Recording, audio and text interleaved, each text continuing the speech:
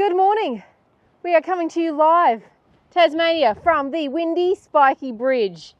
If you have never been here, you should stop and check it out. This bridge is just so cool. And what's really good is we were here 6-7 years ago with our kids and our mum. I'll insert the photo. So we wanted to reenact the photo for them. This bridge is just great. Have a look at this. And we posed it with our cool cruise and motorhome. So the Spiky Bridge is part of the old convict-built coach road, which connects Swansea with Little Swan Port and the East Coast Road to Hobart. By the 1820s, the reaches of white settlement were being pushed further up Tasmanian east coast. And there's a whole heap of info. You can have a look at Rocky Hills Probation Station, convict workers, and then you must come down and have a look at the bridge.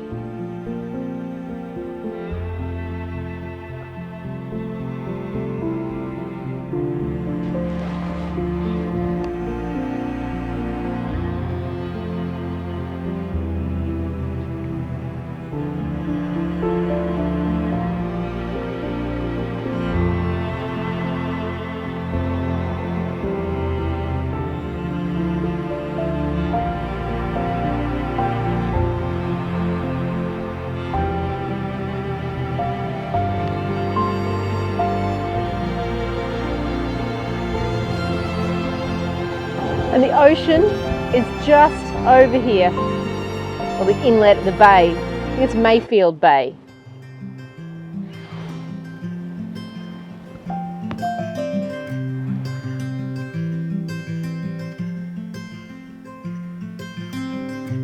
Getting lost is time not wasted,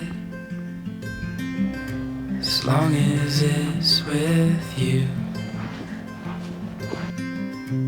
Unknown roads and foreign places that we're traveling through. We could drive round in circles, any place will do. Endless days of fields of purple, cars review, and crowds are always few. When I get lost with you, we'll stray away from the avenue.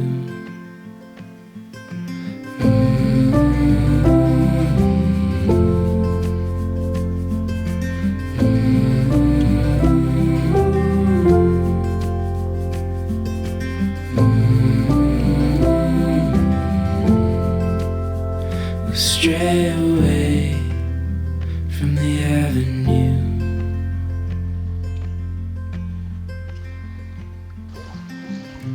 Getting lost is time not wasted, as long as it's with you. So we're camped at the back of the Freycinet National Park Visitor Centre. We went for a walk and it said hazards viewing area, and we come here and it's like a little outdoor theatre. It's got a stage and wings, but it doesn't look like it's been used in a while. It looks like you might even be able to project or run a movie. Could you just perform up here?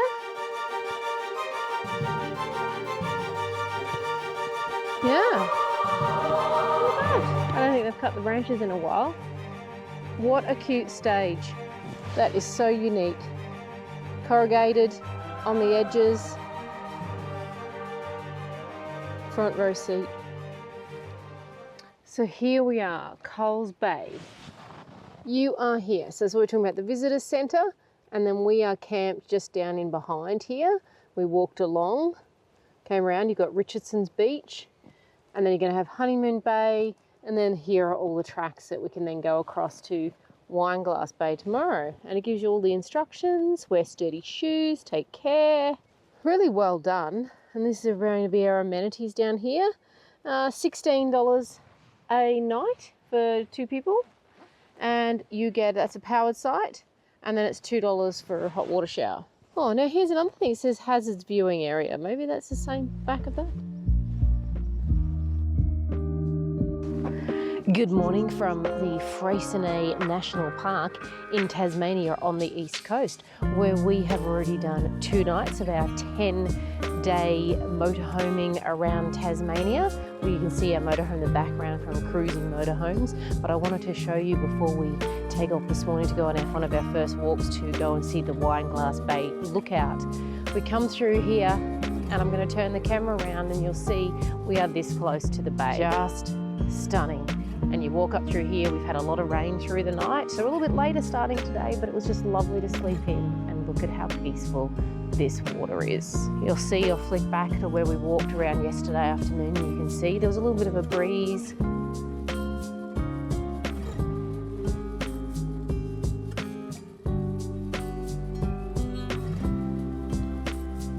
How peaceful is this? Mind you, we are at about 11 o'clock now, still looks like early morning. Most people have left already to go on their walks. Have about 15 campsites here. The powered campsites, sorry. $16 a night for 2 people. So how about we head in the motorhome and we will take you on the start of our adventure. We'll flick back as well. You can see from yesterday and the day before, did the blowhole, and we'll show you a little bit more around. We will give you a tour of the motorhome. But as you know from our previous Europe ones, we like to wait for a few days until we can really settle in and then give you all the pros and cons on that as well, okay?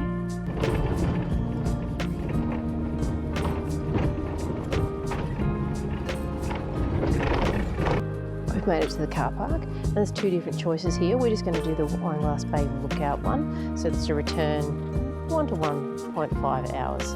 But with your parks pass, which is great, money goes towards to maintaining here, and it is absolutely beautiful. Things about caring for Freycinet, safety, you know, what to have with you.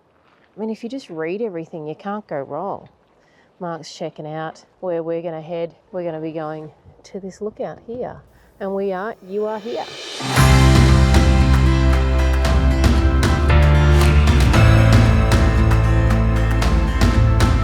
So well done. Last little signs, you know, last stop, it's got a sign here, last stop for the toilets.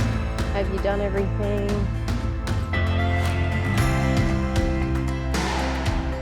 Walk a logbook. That's a good idea. So if you are going a longer one, you can leave your details here in case something happens to you.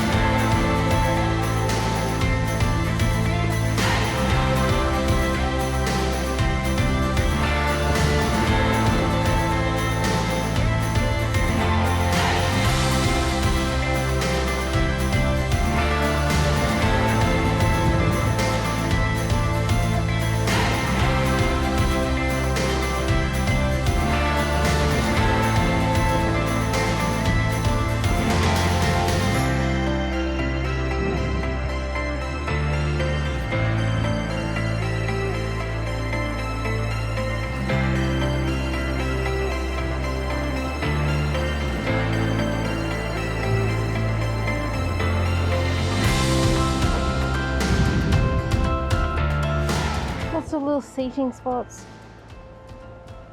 You can see down here, we haven't got to the view yet, we're getting closer. Crossroads, so you can go down to the beach if you go that way, but it says you should only continue down if you're properly prepared and physically capable of walking down, and then back up around 1,000 stairs, and it says that's a lot of stairs, you know. Or the lookout is another 1 minute this way, so we'll head this way. It says you got a one-way circuit.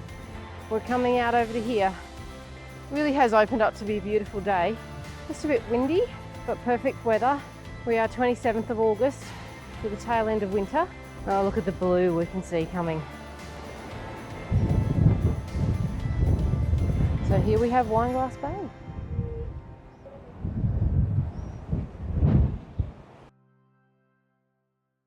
So as you come down a bit further, it opens up and you can see both of the other inlets as well. Very, very windy, but absolutely beautiful.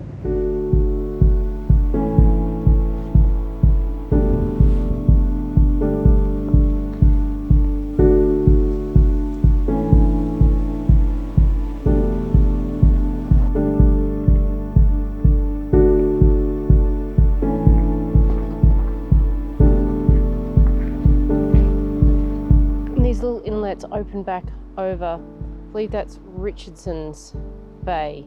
We're camping over the other side there. And just like that, another 5-minute drive up the road, we've come to Cape Tourville, which we've just parked down over here in the bus spot. This has a lighthouse. It's supposed to look amazing. So we're going to head up and have a look. It was a bit of a windy road up.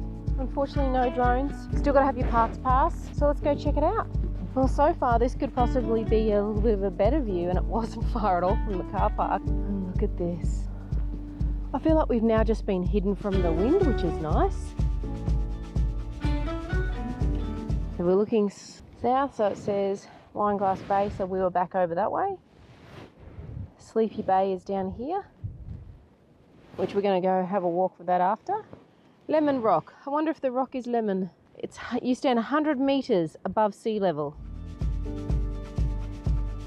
Look at this.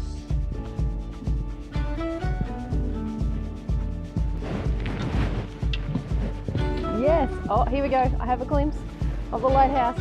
I love lighthouses. Oh, what a beautiful path this is.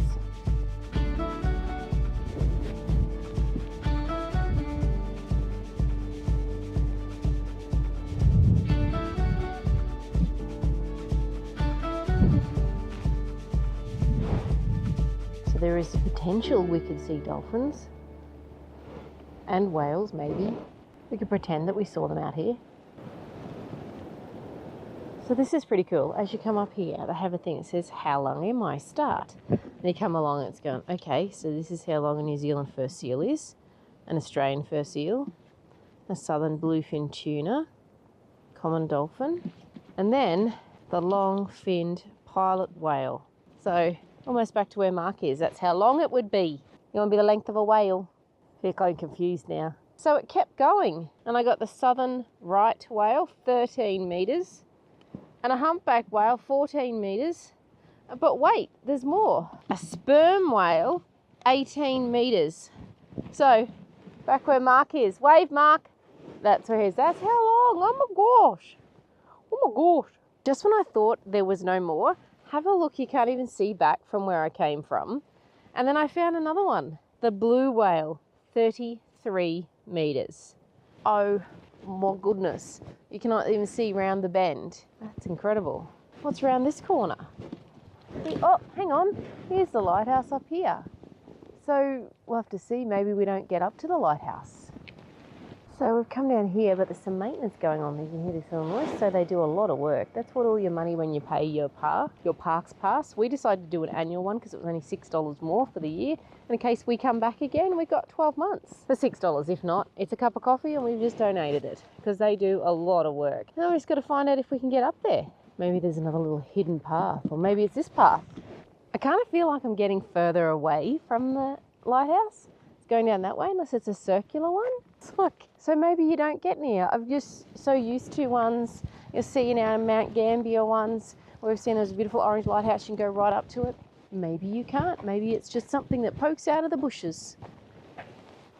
We may have found the little hidden path back near where we said the start of the measurements and come back around here because I think I've lost Mark. So maybe he's found it already up here. Yep, here we go. Here he is. And now we're coming up. We found it, the lighthouse. So here's where it got a little bit confusing because this famous Frenchman, naval commander, he didn't name it. Another guy named it, an explorer, Nicholas Baldwin, in 1802 after the famous French admiral. So it seems like, well, maybe he came here and he went, here's my hero. I'm going to name it after him. He already died. He'll never know, but that's what I'm going to do. That's what we're making of it. Inform me that the lemon that we heard about is this out over here, and that's where the original lighthouse was on. So does it say when they moved it here? 1978. Well, we were only little tackers, but we were alive. So we're coming down from Cape Tourville and we saw this sleepy beach, but behind me it feels like Sleepy Hollow. And we come down and we're going to be going to Sleepy Beach. Who knows? Light at the end of the tunnel. Will there be? I hear ocean. I see a husband. What more could we find? Wow, the colours are gorgeous down here, and we haven't even got to Bay of Fires further north. So can we see the lighthouse or anything? No, it must be up over, somewhere over there. But wow, this is gorgeous. Look at the contrasting colours in the water. Look at the contrasting colours on the jacket on this person. That's really bright. I love it. Well, I hope they find a fish, but it goes further this way. Gorgeous colours in the rock. I'm not quite sure if it's really a beach. Not that we're wanting to swim. There's still another path. It's kind of tricking us. We don't really know if it's worth it. Has anybody else been there? Because I've watched a lot of videos, but I haven't seen this one come up in their videos. Maybe there's a reason why. Who knows? Not going to get my morning coffee. It's now 1 o'clock. I feel like we're just going to be going down to a rock pool. Mark's taken the plunge down even further. A lot of windy all the way through. Okay, I had some lovely people who just came past, and I said to them, like, is it really there? Is it worth it? Like, oh yeah, you've got the camera. That's going to look great. Okay. I don't know. Stay with us. Hang in there. Okay, so we've made it down to the beach. This inlet very much reminds me of the coast of Victoria heading to South Australia as well. But look at these boulders. They're huge. I mean, you know how tall Mark is, and look at that. And little inlet here. And look at the mountains behind. So here it is. Sleepy Beach. Does it feel sleepy?